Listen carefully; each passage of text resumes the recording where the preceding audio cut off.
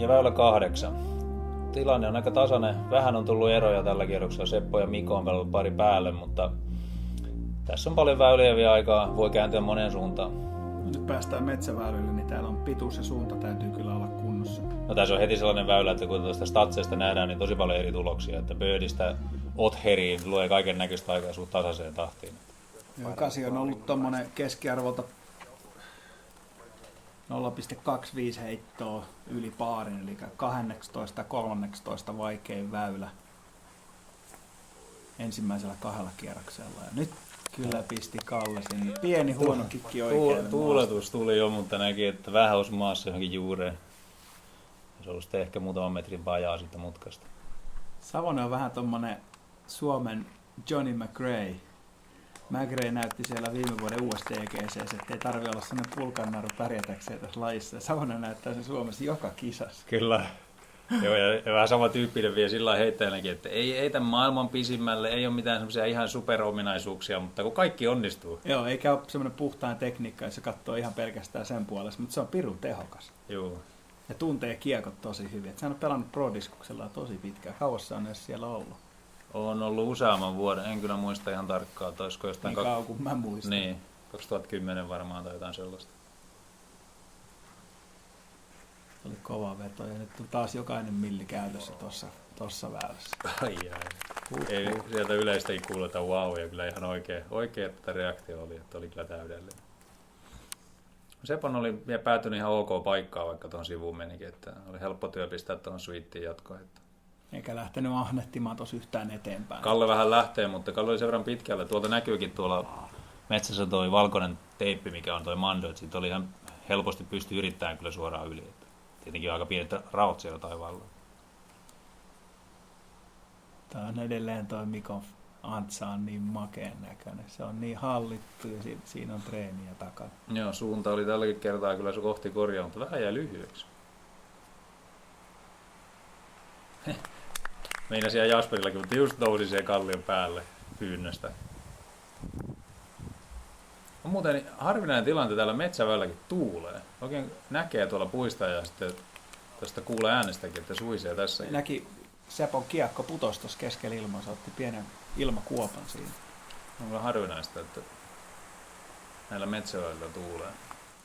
Kallekin ottaa tuosta helpon 4 ymmärtääkseni, koska se on hyvän pelaajan ominaisuus, että vaikka joudutaan sinne pertteliin. Nätti birdie. Oli hyvän näköinen putti. Vaikka joudutaan pertteliin, niin sieltä silti pelastetaan se paari. Tuossa oli nyt ihan selkeästi verrattuna siihen alkukierroksen noihin heittoihin, niin toi oli paljon tasapainoisempi toi Mikon putti. Et siinä oli heti se rytmitys kunnossa ja silloin sultakin pysyi oikein. Joo, tuli hyvä nosto, tuolla nostoputilla niin hyvä saatto siihen loppuun. Että Mikolla jää välillä vähän lähteä sitä alhaalta se putti, niin sitten se voi olla, että se ei tulekaan ihan niin kuin niillä oikeilla lihaksilla se liike siinä. 9 väylä on ollut 14 vaikein, eli siis vaikeimmasta päästä 14 helpoin väylä, joo. Heitetty noin puoheittoa yli paarin näillä 2 ekakierroksella avoimessa luokassa. Kyllä vähän jopa yllättävää, että niinkin vaikea, koska toisaalta ei tässä kyllä auttia ole, ja eikä ekaa Mandoka voi missata, joka on tuossa 3 metriä tiistää, mutta kyllä sieltä sitten vaan löytää niitä vankiloita, mistä ei pois pääse. On siis tommosena tiukkana väylänä puita reunuksilla, niin se tekee eroa, kun pienikin siirtymä siitä väylästä sivuun, niin sit sä oot pahassa paikassa. Joo, ja varsinkin tietysti ulkopaikkakuntalaisille, niin ei tiedä niitä, vaikea arvita etäisyyttä, kun et ole ihan väylällä ja tuolla, että paikalliset osaa aika hyvin noita trabosotit löytää, tai niille reitit.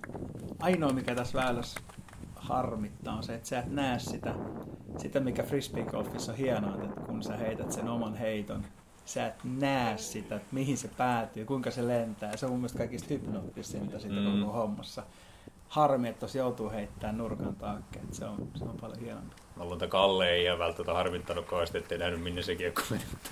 Mutta joo, ihan on samaa mieltä, että sokkoheitossa on aina se pikku miinus. Että tässäkin väylässä, niin vaikka tämän on 100 kertaa pelannut, niin ei oikeastaan tiedä, että millainen se hyvä heiton pitäisi olla. Tai kyllä se tietää, että sinne se menee, mutta ei sitä ole koskaan nähnyt, että mistä välistä sinne menee. Oho, nyt oli kyllä. Joo. No, Tässä Kalle oli tässä yhdessä paikassa ja heitti tuonne toiseen paikkaan. Taisi olla väylän vasemmalla puolella, sinnehän se joo, niin se avaus taisi lähti. olla. Joo. Katsotaan, olisiko miten... mennyt väylän yli sitten toi seuraava heitto. Joko jäi kippaamatta yli tai sitten lähti liikaa vasuriin. Seppo varmaan yritti vähän semmoista pikkasta ylikääntyvää, että se olisi jatkanut suoraan kohti koria. Tuossa joutuu heittämään sen verran kovaa vielä, että Niin sitten kun se ei osu väylään, niin se voi mennä aika kauan. Tää on vaikea. Mä muistan tämän väylän silloin SM 2009 niistä Pros Corner. 2010. 2010, sori, joo. Niistä Tämä väylät itse asiassa tehtiin, nämä metsäväylät siihen 2010 SM-kisoja. Mä oon nähnyt tämän ensimmäisen kerran silloin Meresmaan heittävänä. Russi tonne ylämäkeen toimii aina. Okei, joo. Ja silloin tää oli vielä vähän sellainen raffi tää väylä, että on jonkun verran putsattu. Mitä puhuttiin Mikon Antsasta? Siinä on treenitonneja kyllä alla. Mutta ei ollut kyllä russia. Ei toi ei ollut. Joo, nyt on aika hyvin putsattu nuo väylät ja alkaa olla ihan nättiä metsäväylää. Että vielä on muutama kanto, mitkä koetetaan pois ja sitten on ihan täydellistä. Tuo on vaikea väylä tosiaan. Se ensimmäinen on sijoitusheitto, toinen on pitkä, melkein 100 metriä ylämäkeä, pikku viistorinteeseen, puita molemmilla puolella, eikä muuta kuin suora reitti, niin ei ole helppo. Ei, tässä on itse asiassa paikalliset tietää tässä, että tämä on vähän helpottunut toi loppu siitä, että tuossa korin oikealla puolella on nykyään tyhjää. Siinä oli semmoinen sähkölinjan hakkuu, niin tuonne voit heittää semmoisen, mikä menee 10 metriä, 15 metriä korista oikealla on ihan tyhjää. Että sinne kun vähän lipsahtaa, niin ei niin haittaa, pääsee kuitenkin puttaamaan. Sitä ei tietysti tästä, tuosta Mikosta oikealle, ja siinä on nykyään vähän tyhjempää. No, toinen samanlainen putkeen. Ja kylmä. Federermäinen olemus. Jep. Ei, mutta kuin 3 korttia seuraavalle. Taas oli hyvin tasapainoinen, hallittu. Että jos tässä nyt aloittelevia harrastajia katsoo, niin hakekaa se puttiliike semmoiseksi, että teillä pysyy tasapaino sen jälkeen. Ja tuosta voi ottaa hyvin malleja kyllä, että 2 peräkkäistä hidastusta, niin ei paljon eroa noin putit keskenään. Ei, ja taas Jasperilla näki, että vähän horjahti, niin heti se rytmi hajosi. Joo, ja joutuu heittämään aika pelkällä kädellä, että se on kroppaa niin mukaan, niin vähän se on erikoinen. Se on sitten eri asia, että jos ei osaa heittää kuin pelkkää kädellä niin kuin meikäläinen. Niin, no voihan se tehdä sillä tavalla, kun se on se, mikä on itselle sopiva tekniikka, niin se toimii. Arvaappa, miten heitettiin väylä 10 ekalla kierroksella. Heitettiin tasan paariin keskiarvoa avoimessa väylässä. Ihan täsmällä. Pelkkiä kolmosia kaikilla. No ei ollut ihan kaikki pelkkiä kolmosia. Mutta tasan paari ja toinen kierros 305 avoin luokka. Okei. No se periaatteessa se on väylälle ihan ok meriitti, mutta toisaalta jos ne on sillä tavalla, että siinä on just 2 birdiä ja 2 bogia ja kaikki muut paaria, niin sitten se ehkä ei taas ole hyvä. On mielenkiinnon kannalta. Tämä on tämmöinen alamäkiväylä. Mulle legendaarinen Nils Isomarkku silloin, kun mä vähän lajiin alun perin tutustuin, niin Nils sanoi mulle joskus, että alamäkeä heitettäessä niin kannattaa heittää mieluummin semmoinen vaakaheitto ja antaa kiekon pudota painovoiman puolesta. Se on helpompi säädellä se, että mihin se päätyy, varsinkin alivakaa kiekolla kun heittää. Tässäkin pojat heittää suhteellisen korkeata, ettei lähdetä tuonne alas heittämään, mutta tämä nyt on vähän väylänä tommonen, että sinne pitää päästä vähän oikealle. Mutta idea oli siinä, että ei muuta hirveästi sitä heittoasentoa, ettei lähde vääntää väkisin sinne alas. Jos on tilaa heittää ylhäältä, niin pitää sen heittoliikkeen samanlaisena ja antaa taas kiekon pudota sitten. Joo, monesti näkee, että aletaan vääntää omaa kroppaa semmoiseen ihmeasentoon, että yritetään heittää alaspäin. Taas rytmi hajoaa ja heitosta tulee jotain muuta, mitä pitäisi. Ja toikan putki ei ole ihan hirveän leveä, mihin pitää osua tuolla avauksella. Joo, nykystandardilla tuohon pitää osua joka kerta. Että muutama vuosi taaksepäin olisi vielä asennellut se, että toi on liian tiheä väylä, mutta ei toi enää. Joo, siis kyllä mäkin tuossa viimeiset 3 vuotta niin 100 kautta 100 onnistunut tuohon, että se on ollut aina nostolla. 100 kautta 100.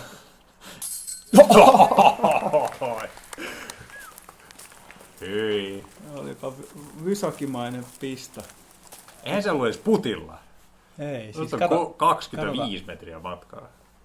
Ja ei hirveästi edes väpätä. Se on varsin ilmastoin kohti koria, ja se olisi ollut korin vieressä, jos olisi mennyt ohi. Ihan tekstikirja. Oli muuten aika lailla maksimimatka, minkä tuolla Kallen puttitekniikalla putataan. No niin oppikirjasuoritus, miten koria lähestytään. Meinasin sanoa, että siinä oli toinen vastaava, mutta ei, ihan millin oli oikein. jossain selostuksessa mä ihastuin siihen weak side, strong side käsitteeseen, että lähdettiin kierteen vahvalta tai heikolta puolelta tuli ulos. Toi tuli strong sidelta ulos. Joo, noin harvoin tulee, mutta ei sille vaan mitään, joskus ne tulee. Ja siinä tarkoittaa kierteen suhteen, että kiekko pyrkii menemään putissa sinne sisään koriin tai sitten ulos sieltä weak sidelta.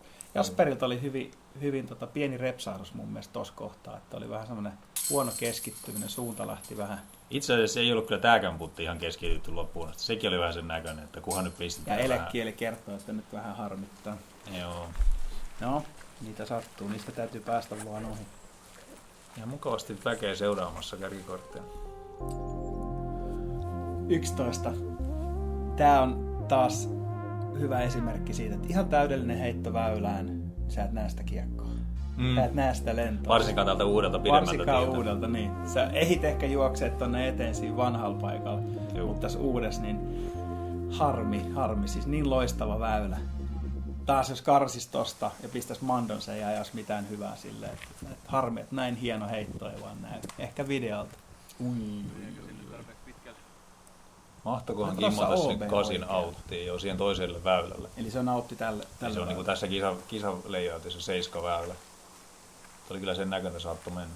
Tuossa näki Kallalta lähtöasentaa, että se on siellä oikealla jossain pitkällä. Joo, riittää. just näin. Toisaalta tässä ei ole hirveän väliä, minne se päätyy, kunhan se on siellä avoimella. Kyllä se olisi hypnoottista katsoa, kun se Siis leijaa. olisi toki, joo.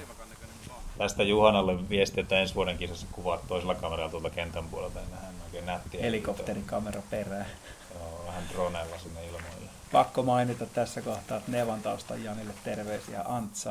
Antsaa pojat heittää. Nyt muuten, Tällä autissa vai?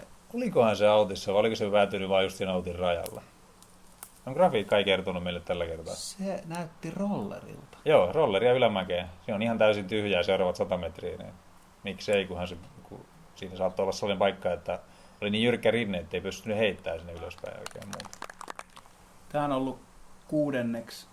vaikein väylä keskiarvolta. Ja siis tässäkin niin vanhalta tiiltä oli yksi helpoimmista. Tai ehkä helpoin Bar 4. Joo, se avaus on vaikeampi ja lähestyminen ei ole mikään easy. Joo, nyt se on vähän pidempi se lähestyminen. Kyllä. Ja sitten oot vielä toi on hankala reitti heittää. Mä itse oon lähtenyt siitä, että mä lähtisin heittää reiästä sisään, koska sillä heitolla on enemmän hyötyä sitten tuolla ahtaispaikoissa opetella tuommoiseen reikään osuminen, mutta en tiedä. Osuko alarautaa? Ainakin vähän Osalla näytti lyhyt. siltä. Aika hieno kaatuva syöksyputti. Rantalaihoputti. Hieno kuva kulma. Mene. Saattaa tuuli vähän nostaa. Ehkä vähän. Tosta ei voi hirveästi itteensä piestä, koska Ja näytti koko ajan, että menee sisään. ei ollut paljon. Ihan alareunaa vielä. Se on Nee. ihan pieni tuulenvire saattaa tehdä ton, että ei tohon kannata hirveästi itteensä ruoskia tommosesta.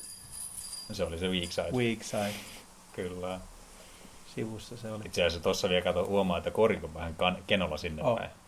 Mutta noikin on asioita, mitä kansi aina ottaa huomioon sen sijaan, että rupeaa haukkuu vaan koria tai Juu. ketjuja, koska tossakin kannattaa tähdätä sinne toiseen reunaan. Kyllä. Se on vaan Janne aika monella semmoinen homma, että kun tähtäisi siihen koriinkin, niin sekin on jo kova saada, että Ei se, se että saatiin, että pitäisi jotain eri kohtaa siitä vielä. Mä yritän aloittaa semmoista kansallista talkoita, että me nostetaan suomalaisten odotusrimaa Niinpä. siitä omasta tekemisen tasosta. 12, kiinteä 16. Aivan mahtava väylä. Tästä taas sit näkee sen kiekon, kun se lentää tuossa pitkän matkaa. Tää mä melkein sanoisin, että Lausteen hienoin väylä meikäläisen vinkkelistä, vaikka multa ei ehkä semmoista pitkää antsaheittoa löydykään, vaan mä käännän se aika usein foreen. Mutta tässä pystyy forellakin pelaamaan tonne ihan kentälle asti parhaimmillaan. Tässä voi heittää se 120 metriä forellakin. Heippa. Joo. Niin sä et osaa ihan noin. Kyllä se silloin tällöin onnistuu, mutta ei aina. se ihan joka kerta tottele. Ja tässä niin kuin mä puhuin alussa siitä, että jos Ei muuten ole yhtään huonompi. jos heitto perustuu siihen, että heität tommosia ylikääntyviä just sopivan vakailla kiekoilla, niin tuulisella keleellä tulee ongelmia. Niin toi on varmaan sen verran vielä suojassa, että pystyy vielä pelaamaan noilla. Siinä oli vähän liian vakaa. Joo. Näytti kyllä, lähti lähtevän niin kuin aivan siihen linjaan, mitä halusi, mutta ei pitänyt ihan loppuun asti. Seppo, onkohan Seppo heittänyt aiemmin tätä väylää?